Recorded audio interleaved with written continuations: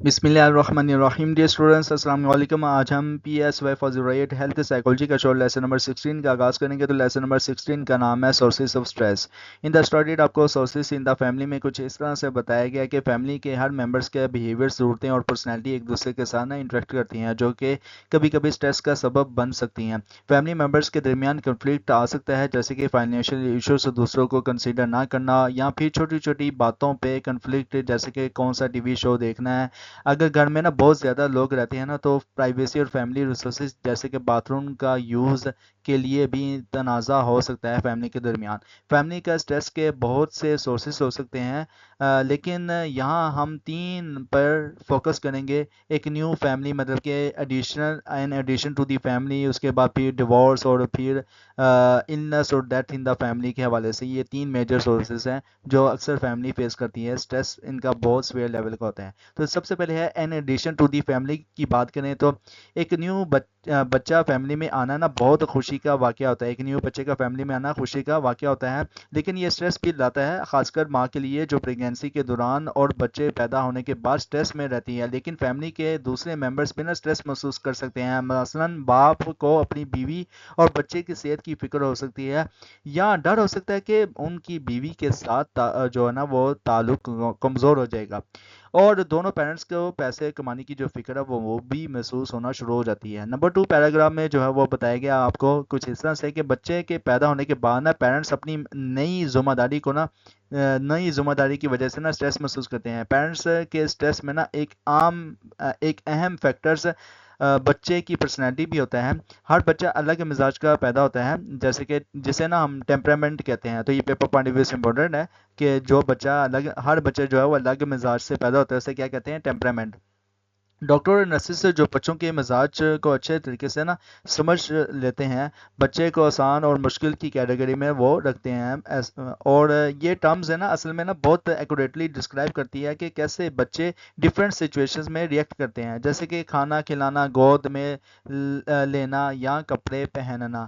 اس حوالے سے یہ ڈیفیکلٹ کیٹیگری میں آتا ہے، یا جو ہے اسموتھ والی کیٹیگری میں بچہ آتا ہے، آسان اور مشکل کیٹیگری میں. اچھا، اس میں جو ہے ٹیمپرمنٹلی جو ڈیفیکلٹی کے حوالے سے بتایا گیا ہے اس والے پیراگراف میں اوور آل، تو اس میں کچھ اس طرح سے بتایا گیا کہ ڈیفیکلٹ ٹیمپرمنٹ والے بچے نا بہت زیادہ اور زور زور سے روتے ہیں، اور انہیں نا چپ کروانا مشکل ہوتا ہے.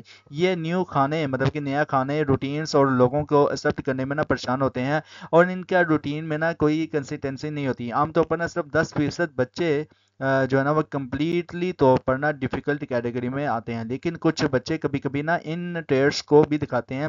ایک ایسا بچہ جو چھوٹی چھوٹی چیزوں پر جو زیادہ نیگیٹو ریئیکٹ کرتا ہے، پیرنٹس کے لیے بہت اسٹریس کریٹ کرتا ہے. حالانکہ بچوں کے ٹیمپرامنٹس وقت کے ساتھ نا اسٹیبل رہتے ہیں، لیکن بہت سی ڈیفیکلٹی بچے اسی ٹریٹس کی طرف جو ہے نا وہ بدلتے ہیں، اسی ٹریٹ کی طرف وہ بدل جاتے ہیں.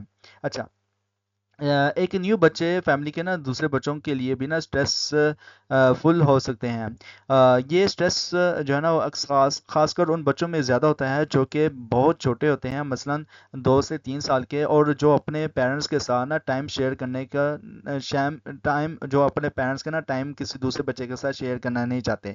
تو نیو بیبیز کے آنے کے بعد نا یہ بچے زیادہ ماں کے ساتھ چپکے رہتے ہیں، اور نیند اور ٹوائلٹ ٹریننگ میں نا مسئلہ جان بوجھ کے محسوس کراتے ہیں. اگر یہ بچے نا بڑے ہیں تو یہ نیو بیبی کو نا رائول نہیں سمجھ سکتے ہیں. مطلب کہ اگر بچے بڑے ہیں نا تو یہ نیو بیبی کی جو رائول ہے وہ نہیں سمجھتے. اور ان کے نا اسٹریس زیادہ طور پر نا فیملی بیہیویئرس اور رولس کی چینجز کی وجہ سے بھی ہوتا ہے. جیسے کہ اب بچہ سو رہا ہے، شور نہ کرو میرے چنٹو منٹو، اس طرح اکثر ہم پیرنٹس کہہ رہے ہوتے ہیں، اگر اٹھا نہ تو تجھے میں پنوں گا. اچھا، اس میں کچھ اس طرح سے بتایا گیا ہے مزید. جو نیچے ہے وہ ڈیورس میں آ جاتے ہیں ہم. تو ڈیورس میں کچھ اس طرح سے بتایا گیا ہے. اوور آل جو تھا وہ میں نے آپ کو بتا دیا ہے یہاں سے لے کے یہاں تک اپنے ورڈنگ میں. تو ڈیورس میں کچھ اس طرح سے بتایا گیا کہ طلاق فیملی کے نا سبھی ممبرس کے لیے نا بہت سی اسٹریسفل چینجز لاتا ہے، جیسے کہ ان کے سوشل سے ریزیڈینشل اور فائنینشیل سچویشن میں نا تبدیلیاں. بچے جو طلاق کا سامنا کرتے ہیں نا، انہیں نا نیو جگہ پر موو ہونا پڑ سکتا ہے، نیو سیٹرز کے ساتھ رہنا پڑ سکتا ہے، یا گھر میں نیو کام کرنے پڑ سکتے ہیں. کسٹیڈیل پیرنٹس بھی نا کم ٹائم کے لیے نا اویلیبل ہوتے ہیں بچوں کے ساتھ، کیونکہ نا وہ ورک یا دوسری پرابلمس میں بزی ہوتے ہیں. अच्छा, साइकोलॉजिस्ट जो थे ना जडित वालस्टेन्स 1983 और 1986 में, इनके मुताबिक है बच्चों के ना तलाक का स्ट्रेस के साथ ना रिएक्ट करना उनकी एज पर डिपेंड करता है। तलाक हुई है तो उनका जो बच्चों का रिएक्ट करना है ना उनकी एज के साथ डिपेंड करता है। बहुत छोटे बच्चे ना खुद को तलाक का जिम्मेदार समझते हैं, और ये डर होता है कि कस्टोडियल पेरेंट्स भी ना छोड़ कर चले जाएंगे। ऐसे छोटे बच्चों के अंदर ये डर पैदा हो जाता है, और नींद में डिस्टरबेंस और भी पैदा हो सकती है ऐसे बच्चों के अंदर। इसके अलावा जो बड़े बच्चे होते हैं ना, बड़े बच्चों और एडल्ट इस सिचुएशन पर ना गुस्से से रिएक्ट करते हैं, और खासकर एक पेरेंट के साइड लेते हैं और दूसरे को ब्लेम करते हैं। तलाक का एडजस्टमेंट कई सालों तक चल सकता है, और कुछ फैमिली मेंबर्स शायद कभी कभी ना इसे पूरे तरह एडजस्ट नहीं कर पाते। पेरेंट्स कुछ चीज़ें कर सकते हैं ताकि बच्चे तलाक के स्ट्रेस को ना आसानी से एडजस्ट कर सकें, वो ये चीज़ें कर सकते हैं। नंबर वन पे है कि तलाक से पहले ना बच्चों को आने वाले सेपरेशंस के बारे में ना इन्फॉर्म करें। नंबर टू पे है खुले तौर पर ना कम्युनिकेशंस को इंकरेज करें और बच्चों के सवालों के सच्चे और सेंसिबल जवाब दें। नंबर थ्री पे है कि बच्चों को उनकी एज और समझ के मुताबिक कंक्रीट करें, मतलब कि कंसंट्रेट करें और क्लियर इन्फॉर्मेशन दे के फैमिली के सब मेम्बर्स के साथ क्या होगा। नंबर फोर पे है कि दूसरों से मदद और एडवाइस लें, जैसे कि रिलेटिव्स, पेरेंट्स, ऑर्गेनाइजेशंस, काउंसलर्स और बच्चों के स्कूल स्टाफ से। नंबर फाइव में है बच्चों को दोनों पेरेंट्स के साथ ना इंटरेक्शंस और कांटेक्ट में रहने को इनकरेज भी करें। अच्छा, फैमिली इलनेस और डिसेबिलिटी और डेथ, मतलब कि family illness, disability and death में कुछ इस तरह से आपको नंबर वन पैराग्राफ में बताया गया है कि ये एक मामूली सी कहानी है जो बहुत से पेरेंट्स को पता होगी। एक बहुत बिजी दिन में ना किसी काम पर होते हैं, पेरेंट्स को ना स्कूल नर्स की तरफ से ना कॉल आती है कि आपका बच्चा बीमार है, आप इसको लेने आ जाएं। किसी बच्चे की बीमारी में पहले से स्ट्रेस से भरे दिन में और भी स्ट्रेस बढ़ जाता है। अच्छा, नीचे आपको मज़ीद बताया गया कि जब बच्चे को कोई सीरियस या क्रोनिक, मतलब कि लगातार चलने वाली बीमारी हो ना, तो उसकी फैमिली को ना यूनिक और लॉन्ग टर्म स्ट्रेस हो सकता है, या लॉन्ग टर्म स्ट्रेस का सामना करना पड़ सकता है। ये स्ट्रेस इस बात से आता है कि कितना वक्त बच्चे की केयर में लगता है, और फैमिली मेम्बर्स के लिए ना अपने शेड्यूल्स में कम जो है ना वो कम आज़ादी होती है बच्चे की केयर में। तो मिसाल के तौर पर वो बच्चे जो सिस्टिक फाइब्रोसिस जैसे कि रेस्पिरेटरी, मतलब कि सांस लेने के मर्ज में मुब्तला हैं, इन्हें ना इन्हें दिन में ना 2 या 3 मरतबा ना फिजियोथेरेपी की ज़रूरत होती है, ताकि ना उनको लंग्स में ना जमा जो म्यूकस है ना उसको ख़त्म किया जा सके। फैमिली को बहुत सी मुश्किल फैसले लेने पड़ते हैं, और बच्चे की देखभाल और मर्ज को समझना पड़ता है। क्रोनिकली इल जो है ना लगातार बीमारी बच्चों के मेडिकल एक्सपीरियंस, मतलब के खर्चे भी बहुत ज़्यादा बढ़ा सकती है, जो कि फैमिली के स्ट्रेस को और भी बढ़ा देती है। इसके अलावा जो रिलेशनशिप है, मतलब कि ये जो स्ट्रेस फैमिली मेम्बर्स के दरमियान के रिश्तों को भी असरअंदाज करता है। पेरेंट्स को लगता है कि क्रोनिकली इल बच्चे की वजह से ना उनके पास एक दूसरे के लिए वक्त कम रहता है। इस तरह जो है ना वो फैमिली के दूसरे बच्चे भी ना तनहा और पेरेंटल अटेंशंस, मतलब कि जो वालिदैन की तवज्जो से ना महरूमियत महसूस कर सकते हैं। तो इसमें ओवरऑल ये रिलेशनशिप बिटवीन फैमिली में यही बताया गया है इस पैराग्राफ में छोटे से। अच्छा, एंड इसमें बताया गया है बड़ों की फैमिली या बड़ों की बीमारी या अपाहिजपन भी ना फैमिली स्ट्रेस का सबब बन सकती है, और ये फाइनेंशियल रिसोर्सेज, मतलब कि पैसे पर भी बहुत ज़्यादा बर्डन डालती है। ख़ास तौर पर ना अगर बीमार शख्स घर के वाहिद जो है कमाने वाला हो, जो फैमिली में कोई जो बड़ा या अपाहिज हो, तो ना फैमिली के वक़्त और पर्सनल फ्रीडम से महदूद हो जाती है, और इंटरपर्सनल रिलेशनशिप, मतलब के आपस के जो ताल्लुक में भी फ़र्क आता है। फॉर इंस्टेंस अगर एक शख्स को ना हार्ट अटैक होता है, मतलब कि अचानक से एक शख्स को ना हार्ट अटैक होता है, तो उसकी बीवी उस वजह से स्ट्रेस में महसूस कर सकती है कि उसका जो शौहर है वापस से जो है ना वो अटैक, मतलब कि हार्ट अटैक का शिकार हो सकता है, और उसके बिहेवियर्स में भी तब्दीली आ सकती है, जैसे कि वो ज़्यादा इरिटेट होगा या डिपेंडेंट भी हो सकता है। इसके अलावा इसमें बताया गया है कि इस वाले पैराग्राफ में ऑल थ्रू द कपल में बताया गया है कि यानी यहाँ तक ना एक रिकवरी के जो चांसेस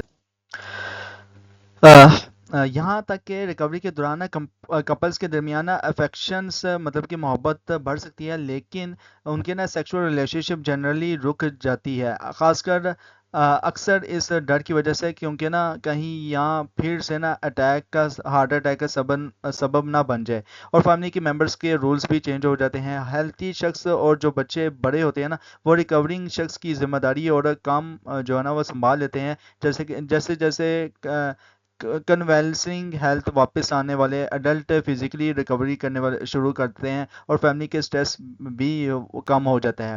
اس پیراگراف میں آپ کو بتایا گیا ہے کہ اور ایڈلٹس کا مرض اس کی ایج پر ڈیپینڈ کرتا ہے، تو فیملی کا سٹریس کا لیول بھی نا مختلف ہو سکتا ہے۔ فار انسٹینس مطلب کہ اچانک سے اگر ایک بہت بڑا برا شخص جو ہے نا وہ بڑا جو ہے نا وہ شخص کینسر کا شکار ہو جاتا ہے، گھر کا جو بڑا فرد ہے وہ کینسر کا شکار ہو جاتا ہے، تو یہ بالکل نا مختلف ہوگا اس شخص سے جو کہ صرف 30 سال کا ہے اور جس کے چھوٹے بچے بھی ہیں۔ اس طرح کے جو کیسز میں نا مرض انسان کے رولز کے ساتھ نا انکنسسٹ ہے اور فیملی کے سٹرکچرز تھریٹن ہو جاتے ہیں۔ کرونیکلی النس ایسے وقت میں بہت انٹینس فرسٹریشن، ڈسٹریس اور غصہ پیدا کر سکتی ہے اگر یہ شخص کی امید اور فیوچر کے پلانز کے ساتھ میچ نہ کرے۔ لیکن اگر کوئی بوڑھا اور بیمار شخص اپنے ریلیٹیوز کے ساتھ رہتا ہے اور ان کے کانسٹنٹ کیئر لیتا ہے تو پوری فیملی کو سویئر سٹریس فیس کرنا پڑ سکتا ہے، خاص طور پر نا اگر اس شخص کی مینٹل ڈٹورشنز بھی ہو رہی ہوتی ہے۔ ایسے بوڑھے سپوز جو اپنے بیمار لائف پارٹنر کے خیال رکھتے ہیں نا اکثر ایموشنل ڈسٹریس اور سائیکولوجیکل سٹرینس کا شکار ہو جاتے ہیں، جو کہ انہیں نا انفیکشنز کا شکار کر سکتے ہیں۔ اوکے، تو اس میں بتایا گیا ہے اس پیراگراف میں کہ بچے جو جس ایج میں بچے جس عمر میں ہوتے ہیں اس کی بھی فیملی نا اسٹریس میں بڑا کردار ادا ہوتا ہے۔ بچے جس عمر میں ہوتے ہیں نا ان کی فیملی کا بھی نا اسٹریس میں بڑا کردار ہوتا ہے۔ جب فیملی کا ممبر سے گزر جاتا ہے نا، کچھ بچے بچپن میں پیرنٹس کھو دیتے ہیں، جو کہ ان کے لیے نا سب سے بڑا ٹراما بن سکتا ہے، جیسے کہ 5 سال سے چھوٹے بچے اپنے گزرنے والے پیرنٹ کا غم کم محسوس کرتے ہیں اور کم عرصے کے لیے نا جو ہے نا وہ مایوسی یا سیڈنس یا جسے کہتے ہیں نا ماتم کرتے ہیں۔ بڑے بچے اور ایڈلسنٹس کا جو مقابلے میں یہ ایج ڈفرینس شاید ان کی سمجھ کے لیول کے فرق کی وجہ سے ہے۔ وہ ڈیتھ کو نا کیسے پرسیو کرتے ہیں، بچے کی ڈیتھ کی سمجھ جو ہوتی ہے نا وہ 4 سے 8 سال کے درمیان نا وہ چینج ہو جاتی ہے۔ چھوٹے بچے اکثر نا سوچتے ہیں کہ ڈیتھ جو ہے نا وہ ریورس ہو سکتی ہے، مطلب کہ ڈیتھ جو ہے نا وہ دوبارہ انسان زندہ ہو سکتا ہے، چھوٹے بچے یہ سمجھتے ہیں اور اور بندہ واپس آ سکتا ہے۔ اچھا، تو 4 سے 8 سال کے درمیان کیا ہوتے ہیں وہ ڈیتھ کے جو کنسیپٹ ہے بچوں کے اندر ڈیولپ ہو رہا ہوتا ہے، پیپر پوائنٹ آف ویو سے امپورٹنٹ ہے۔ اس کے علاوہ اس میں مزید بتایا گیا ہے کہ لیکن 8 سال کے ایج تک پہنچتے نا زیادہ تر بچے نا یہ سمجھ لیتے ہیں کہ ڈیتھ فائنل ہوتی ہے اور اس میں نا باڈلی فنکشنز کا ختم جو ہے نا باڈلی جو ہوتی ہے نا وہ مکمل فنکشنز کرنا ختم کر دیتی ہے۔ اچھا، اس لاسٹ پیراگراف میں آپ کو بتایا گیا کہ ایک ایڈلٹ جو اپنے اسپاؤز یا بچوں کو کھو دیتا ہے نا وہ بہت بڑا لوس سفر کرتا ہے۔ بچے کے کھو جانے دوسرے خیالوں کا بھی جو ہے نا وہ کھو جانا ہوتا ہے۔ فار انسٹنس مطلب کہ اچانک سے کچھ مدرس یا یہ فیل کرتی ہے، مطلب کہ کچھ مائنہ اچانک سے یہ فیل کرتی ہیں کہ وہ اپنے فیوچر کی امیدوں اور ایکسپیکٹیشنز کو بھی نا کھو دیں گی۔ اور یہ جو ریسرچ تھی 1984 میں نا ایڈلسن نے کہا تھا کہ جس پیرنٹس کا ایک ہی بچہ ہوتا ہے نا اس کی آئیڈینٹی اور پیرنٹ کے رول بھی ہو جاتا ہے۔ جب سپوز گزرتا ہے نا تو باقی کا بچے اور پیرنٹس اپنی امیدوں اور ایکسپیکٹیشنز کا لوس کر لیتے ہیں اور وہ پارٹنر جو اسے اسپیشل اور لوڈ محسوس کرواتے ہیں نا وہ بھی کھو جاتا ہے۔ تو یہ لوس کسی بھی ایج میں نا مشکل لاتا ہے، ارلی اڈلٹ میں نا اور بھی زیادہ اسٹریسفل ہو سکتا ہے۔ اس کے علاوہ sources in the community and society میں آپ کو بتایا گیا نمبر 1 پہ کہ فیملی کے علاوہ نا جو لوگ جو انٹرپرسنل کانٹیکٹ میں بناتے ہیں وہ اپنے آس پاس کے لوگوں کے ساتھ، یہ بھی بہت سی اسٹریس کی وجہ بنتی ہے۔ فار ایگزامپل بچے اسکول یا کسی اسپورٹس ایونٹ سے، جیسے کہ اسپورٹس اور بند جو ہے نا اسپورٹس ایونٹس میں نا یا ایسا پرفارمنس میں نا اسٹریس فیل کرتے ہیں، اور یہ جو تھی ریسرچ 1999 میں ملبرن اور سیئرس اور 1982 میں پاس نے کہا تھا۔ اس کے علاوہ جو اڈلٹس کا اسٹریس کرنا بہت اڈلٹس میں نا اسٹریس کرنا بہت بڑا حصہ ہے جو جاب اور انوائرمنٹ سچویشن کے ساتھ جڑا ہوتا ہے۔ ہم اب نا ڈسکس کریں گے کہ جاب اور انوائرمنٹ کیسے اسٹریس کا سورس بن سکتی ہے۔ جاب اور اسٹریس مطلب کہ جاب اینڈ اسٹریس میں آپ کو کچھ اس طرح سے بتایا گیا نمبر 1 پیراگراف میں کہ تقریباً نا ہر شخص نا اپنی فیملی کے کسی نہ کسی حصے میں نا جاب ریلیٹڈ اسٹریس کا شکار ہوتا ہے۔ فیملی میں نا ہر کوئی نا جاب سے ریلیٹڈ اسٹریس کا شکار ہوتا ہے، ہم سب کی فیملی میں۔ اکثر یہ اسٹریسفل سچویشن چھوٹی اور ٹیمپریری ہوتی ہیں اور شخص پر نا بہت زیادہ اثر نہیں ڈالتی، لیکن کئی لوگوں کے لیے نا اسٹریس انٹینس اور لمبے عرصے تک رہتا ہے۔ کون سی چیزیں جابس کو اسٹریسفل بناتی ہیں، اس میں یہ کوشچنز بھی ہے ساتھ میں۔ اچھا، اس میں دوسرے پیراگراف میں بتایا گیا ہے کہ ٹاسک کی ڈیمانڈس بھی اسٹریس کریٹ کر سکتی ہے 2 طریقوں سے۔ پہلا، ورک لوڈ بہت زیادہ ہو سکتا ہے۔ کچھ لوگ بہت محنت اور لمبے عرصے کے لیے نا کام کرتے ہیں کیونکہ نا انہیں پیسے چاہیے ہوتے ہیں، اور یہ لگتا ہے کہ ان کا نا بوس نا وہ ان کا جو کام میں جہاں پہ وہ کرے نا ان کا جو بوس ہے وہ ان ہیپی ہے اور انہیں نا اگنور کر سکتا ہے، اور ایسا نہیں ہوگا اس حوالے سے۔ تو اسٹڈی نے یہ دریافت کیا ہے کہ ایکسیسو ورک لوڈ کا انکریز ایکسیڈنٹ اور ہیلتھ ایشوز سے تعلق رکھتی ہے۔ اچھا، نیچے بتایا گیا ہے کہ سیکنڈ مطلب کہ دوسرا کچھ جو جاب ایکٹیویٹیز دوسروں کے مقابلے میں نا زیادہ اسٹریسفل ہوتی ہے۔ فار انسٹینس مطلب کہ اچانک سے ریپیٹیٹیو مینول ایکشنز ہیں، جیسے کہ کیشیئر کی جاب اسٹریسفل ہو سکتی ہے اور میں نے کی بھی ہے۔ اس کے فزیکل سمپٹمس ہے جیسے کہ نیک اور شولڈر پین، اور یہ میں نے کال سینٹر میں کرتے ہوئے بھی میں نے یہ فیل کیا ہے کے ساتھ تعلق ہو سکتا ہے۔ وہ جابس جو شخص کی ایبلٹیز کو انڈر یوٹیلائز کرتی ہیں وہ بھی اسٹریس کریٹ کرتی ہیں۔ اچھا، اس میں بتایا گیا کہ ایک اور چیز جو اسٹریس پیدا کرتی ہے وہ امپلائی کی جاب پرفارمنس کا ایولیوشن ہے۔ یہ پروسیس سپروائزر اور امپلائی دونوں کے لیے مشکل ہو سکتا ہے۔ اچھا، اس میں بتایا گیا ہے کہ مزید کہ وہ جاب جو لوگوں کی زندگی کے ذمہ ہوتی ہے نا وہ بھی بہت اسٹریسفل ہوتی ہے۔ میڈیکل اسٹاف کے ورک لوڈ بھی ہیوی ہوتا ہے اور وہ اکثر نا لائف یا ڈیتھ سچویشنز کا سامنا کرتے ہیں۔ غلطی کی گنجائش نہیں ہوتی کیونکہ نا اس کا اثر نا سیریس ہو سکتا ہے۔ فار انسٹنٹ مطلب کہ اچانک سے ہاسپٹل کے انٹینسو کیئر یونٹ میں نا ایمرجنسی سچویشن عام ہے۔ ڈیسیشن انسٹنٹلی لینا پڑتا ہے اور وہ بھی بالکل ٹھیک ہے، وہ بھی بالکل ٹھیک ہے، اور فوراً ہی ایگزیکیوٹ بھی کرنا پڑتا ہے۔ اس جاب کا حصہ یا یہاں کی جو نرسز ہوتے ہیں نا ان کے تو تسلی اور ریزورنس دینا جو ہے کینسر سے مر بھی سکتے ہیں اس حوالے سے۔ تو ڈریسنگ چینج کرنے کا بھی، اور گینجیورس لمب پر ہونا، اور اس کے علاوہ جو اوور ڈوز پیشنٹس کو کلیم ڈاؤن کرنا جو بھی ہے نا اس سب کچھ اس میں شامل ہوتا ہے۔ یہ سارا جو ہوتا ہے نا یہ سارا جو اسٹریسفل کریٹ کرتا ہے۔ اس کے علاوہ مزید نیچے بتایا گیا ہے کہ یہ جو اور یہ بھی ایسا بھی ہوتا ہے کہ کنڈیشن جابس میں نا کچھ ہوتی ہیں جو ہیلتھ پروفیشنلز میں نا ایموشنل ایگزوشنس تک لے جاتی ہے۔ پولیس اور فائر جابس میں بھی ایسا اسٹریس دیکھا گیا ہے، اور کئی اور اسپیکٹس بھی نا جابس میں اسٹریس فل جو ہے نا کنٹریبیوٹ کرتے ہیں۔